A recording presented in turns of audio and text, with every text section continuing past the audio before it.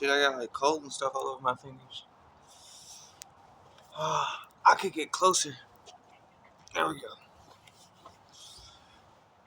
What's up? It's April 7th, 2025 right now.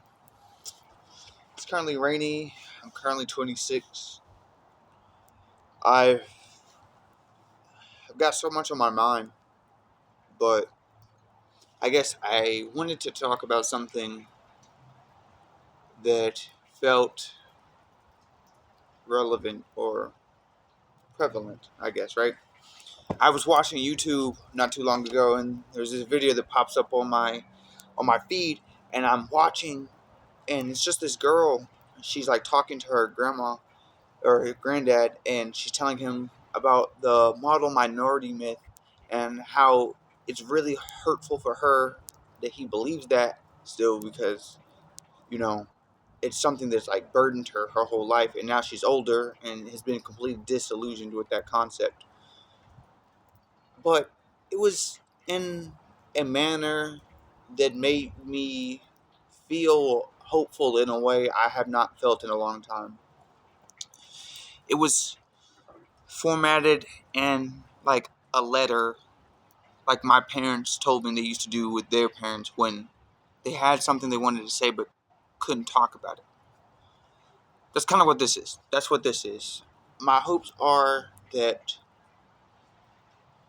my my dad sees this and that he's proud of me, and I hope that somebody else's father sees this too, and that it makes them reconsider the position, because I know I look like somebody else's son. You know what I mean? Like somebody's kid looks just like me, or I sound just like your son. And I'm hoping that gives you the perspective to know that there is sincerity and there's another person on this other side of this conversation, and that sometimes as your kid it can be hard to separate the way I feel about being your son. Like I want to and do respect you. And so when you're talking and we're talking, I listen to what you're saying and I'm taking that information in and I'm trying to digest it. For me, I've had a problem for quite some time, and I don't know when it started, but I really do feel like it had to be middle school or something. But talk. I let everyone talk over me. I let everyone talk over me, and I don't mind because I know what it's like to be talked over, and so I don't like doing it to other people. You know what I mean? And that's okay. Sometimes it bothers me, sometimes it doesn't. You know what I mean? It really just depends how I feel. But it's not even really about that. It's just to give you the understanding of how it feels to be on the other side of this, I guess, right? That being said, sometimes I'm scared and I'm frustrated and I'm mad, but I'm hurt at the concept that when I say things or my opinions and thoughts don't matter. Sometimes it hurts me because it feels like I'm talking to someone whose opinion matters very greatly to me and whose wisdom I often find myself seeking. But I've learned so many things that I know that my dad never had the opportunity to engage with and never had the opportunity to question or experience. You know what I mean? Like, think of it like this. Um, my dad grew up particularly poor and not the best household. And that meant that my dad had to struggle and fight and strive. And like I'm black, so my dad is darker than me, and he's growing up in this era where, in particular, it was like hell being a black man, especially one so close to poverty that, or just straight up in poverty. You know what I mean? That like that situation molds and shapes you just the same way that my dad after this grew into a man who provided me with the situation and the ability to look at, and the luxury, and like, I don't know, privilege, really privilege. I had the privilege to have been able to like think about and question and organize my thoughts myself. And I think for me, I'm an atheist, so part of that was, and I do believe, and I know this may be like a contradicting thing, especially because my dad's religious, to hear that like it was because he gave me the freedom to breathe from Christianity that it gave me the opportunity to see how harmful a lot of those beliefs were, and how damaging they were to me and to the people around me and the things they uplifted. I do think at some point I feel like this tangents. Let me, no, no, because this is the truth, right? Like, the tangent I'm going on is that I just had the ability to look at the harm that was happening without being forced to, and having the constant reaffirmment that God is good, God is good. Everything here is right. Nothing is going wrong. Don't question it. Questioning it is bad. And because I got a break from that and I was able to question it, and I was able to do my own soul searching, I found that religion did not have the things that I needed to feel whole, and instead felt as if I was masking or putting on a relationship with God, a God I don't believe in order to appease the people around me. And I understand why those people want me to feel that way, because they feel that way. And because it's real for them, they it can oftentimes feel as if it's just real, right? And I understand that, and I don't mean to. I don't care about dissolving that for you. I don't. That's not my intention.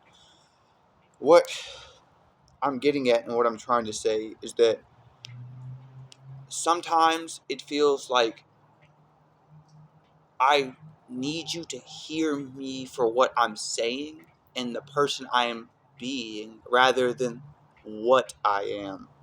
I am your son, but I'm also DJ.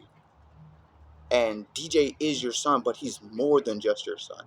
And I am like, I don't know, a pretty like masculine dude, but I'm also bisexual. And I know that like, as you understand it, or as you feel it, from my perspective, I'm just conjecting, right? Because I can't know unless you tell me. And that's what I want to talk about, really, is that I don't want to I don't want to fight. I don't want to talk to you about like my sex life. And I don't want you to think that being bi means I want to wear a dress or something like that. To me, when you say those things, it's indicative that you think that being gay is the same thing as being a woman. And I'm a masculine man, and so it feels degrading to me. Not to say that being a woman is degrading, but it feels as if you mean it in a degrading manner. And I know you don't find yourself being a person who believes that women are inferior. I guess what I'm asking for, or what I want out of this, is for somebody to watch this and to think, wow, I think my son just wants me to listen to him when he talks about this stuff, because living through it is very stressful. And my son believes in me to be able to, just like I did with his math homework, look at something I don't understand and help to spearhead understanding it, because I don't know what it means. I don't know who I am as an adult man, and talking about it with a guy I know, and that I know cares about me, and I hope knows that I care about them, even if we like are butting heads, or you don't understand and you're frustrated with like the way things are happening and stuff like that. I want to talk about those frustrations because I don't want you to be frustrated. I feel very alone, very constantly, like pretty much all the time. And I think sometimes about how that might feel if I didn't have the support system that I have. I have a boyfriend and I have a sister and I have a best friend. I have multiple best friends, and they all do very, very good at keeping me from feeling as shitty as I could feel. And I feel as if a lot of older men now don't have that. And that makes me really sad because I empathize with that. And I feel like it's okay to not be okay is a lesson I had to be taught by, frankly, children's cartoons, my younger sister, and the litany of women who helped to shape me into the informed man I am today. I don't I don't wanna I don't want to fight, and I don't want you to feel isolated. It hurts me to know that you feel isolated, and I'm frustrated with my own inability to reach you when you feel that way, because how like I know how cruddy it feels to feel like that. And I know that because of the experience that you've helped to cultivate for me, and the space you've given me to grow past the barriers that were set for both of us, I know, I know now the language I need, and the compassion, the thoughts, and I have the mental framework now that I did not have access to before. And I'm scared because I understand how shitty and hard your life was growing up. And I know that there is no way you could have grown up in that environment and also been given the tools you need to succeed at something. That is just true. That is just true. Just the same way I think we would both agree there are people who are wonderful rappers, wonderful poets, wonderful musicians, wonderful athletes that because of the circumstances of their birth will likely never get the opportunities they would otherwise deserve, and for having the skills that they have cultivated or would have developed otherwise. People who would have grown up to be great pianists are just raised in a neighborhood where their department doesn't have a fucking piano, or they don't actually have an orchestra department or whatever the band, right? And because of that, they never get access to those things, and maybe later in life they do, but all those years that they needed those skills and they needed to cultivate those skills, they were unable to because of the situation of their birth. I was lucky. I have a privilege. I know that. I know that. I fucking know that. I know that so much in my heart. And it frustrates me to no end to have this privilege and see so many like dudes and men in my life just suffer because that's what they think is is needed of them, is to suffer in silence, or they are frustrated and their frustration turns to anger because they don't know any other way to express it and they don't have any other language to say it, or their anger boils over and they've been angry for so long and no one's like had the ability to help them. And I know what that's like. I fucking know what that's like. And it turns to sadness. And now no longer are you, when you get mad, you're no longer mad anymore. You're like just fucking hurt. You're just hurting. And it feels like you've spent so much of your time and so much of your time now doing that, that it just feels mute at a point, and it feels cold and it's hard and it's isolating and lonely. And I hope that somebody else will watch this video. I don't care if you're older and you think that there's no way a guy with completely different moral views than me could know what that's like. That's not true. I'm somebody's son. Your son is somebody's son. And even if you're not talking, even if you're arguing, there is no need for that. That not talking will never mend that bridge, and nobody wants that bridge to be broken truly. Maybe you do. Let me not say that. Let me not say that. Some people's relationships with their parents are fucking unhealable, and if that's your case, I'm sorry, but if you and your son don't agree on politics, or you don't agree on religion, or you don't agree on any of this stuff, I'm saying that that person wants you more than anything to understand them, not to agree with them, but to understand them and to know that they are at least trying or want to understand you. That's all I want. That's all I've ever wanted, is to be understood and to understand. That's what I want from my dad. That's what I want for everyone to have with their relationship with their dad, and really with their brothers. I hate not being able to talk about stuff with my brother, and so we do. We constantly talk about our feelings and how we're handling stuff. My brother calls me for advice, and I have never felt more whole than when my little brother like asks me how to handle a situation, or looks at me for like, emotional intelligence. That is such a fucking liberating feeling. I don't want to be a father, but I imagine that having somebody look at you and know that you know the answer is such a elevating experience, that I understand why people have kids, even if that's not where I'm going. And I want that for everybody. I don't know. I don't know. That's all I came out here to talk about. The rain stopped, so I could talk about this. I think this will be my closing statement, because I really don't want this to be too long.